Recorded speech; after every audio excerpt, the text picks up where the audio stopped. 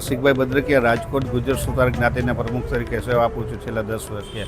અમારા ઈષ્ટદેવ શ્રી વિશ્વકર્મા પ્રભુજીના પ્રાગટ્ય દિવસની પૂર્વે એટલે કે આવતીકાલે વસંત પંચમીના દિવસે શાસ્ત્રી મેદાનની અંદર શ્રી વિશ્વકર્મા ઝવેરા વ્રત ઉત્સવનું આયોજન કરેલ છે। તેમની અંદર મૂર્તિ સ્થાપન કરેલ છે વિશ્વકર્મા પ્રભુજીને અને એમના 5 પુત્રોની, અને રાંદલ એમના દીકરી રાંદલમાની એમની પણ મૂર્તિ સ્થાપન કરેલ છે ત્યાં।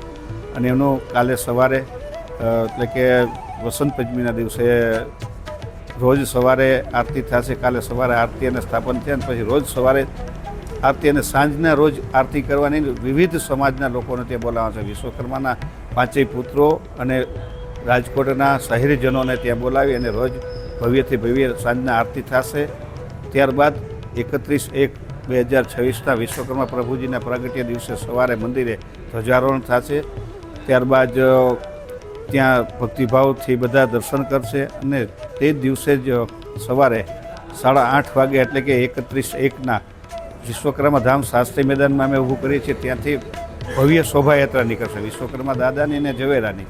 એ શોભાયાત્રા રાજકોટના ગોંડલ રોડથી બોમ્બે હોટલ, ત્યાંથી માલવિયા ચોક થઈ, કેવડાવાડી થઈ, ગુંદાવાડી થઈ અને વિશ્વકર્મા પ્રભુજી મંદિરે બપોરે 12 વાગે પહોંચશે, અને ત્યાં રાજભોગ આરતી થશે। ત્યારબાદ બપોરના 2 વાગે અમારા જ્ઞાતિની 12 દીકરીઓના સમૂહ લગ્ન એટલે પ્રભુત્વમાં પ્રોગ્રામ આનશે, અને ત્યારબાદ સાંજના 5 વાગે દાતાશ્રીનું સન્માન થશે, અને સાંજના જ્ઞાતિજનો માટે મહાપ્રસાદનું પણ ત્યાં આયોજન કરેલ છે। એટલે આ રીતનું મારું આયોજન છે સૌને। અને 2 જગ્યાએ બ્લડ ડોનેશન કેમ્પ છે।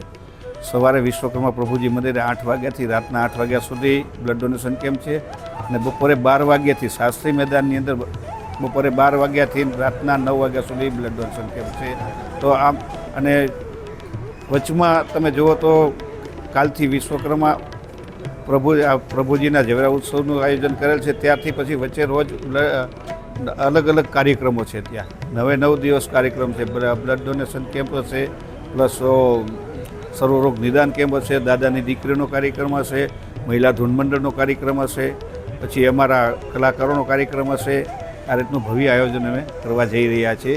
તો સર્વે જ્ઞાતિજનોને અને ભક્તોને આ લાવો લેવા પધારવા શાસ્ત્રી મેદાનમાં ખાસ આમંત્રણ આપીએ છીએ।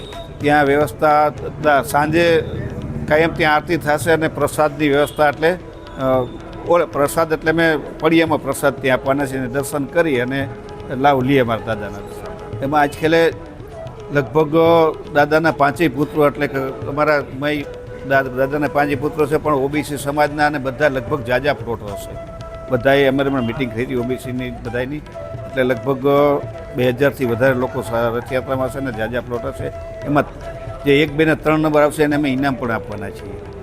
અમારા જ્ઞાતિના દાતા દર વખતે આપે જ છે દાન, અને અમારા જ્ઞાતિજનો કરિયાવરે પણ એટલું આપે છે, અને ફંડ પણ એટલું આપે છે। અને દીકરીઓને લગભગ 121થી વધારે વસ્તુ અને 311થી પણ વધારે આઇટમો અમે કરિયાવરમાં આપી, સોના ચાંદીથી માંડી બધી વસ્તુ આપી દાતાના સહયોગથી। સૌને જય વિશ્વ।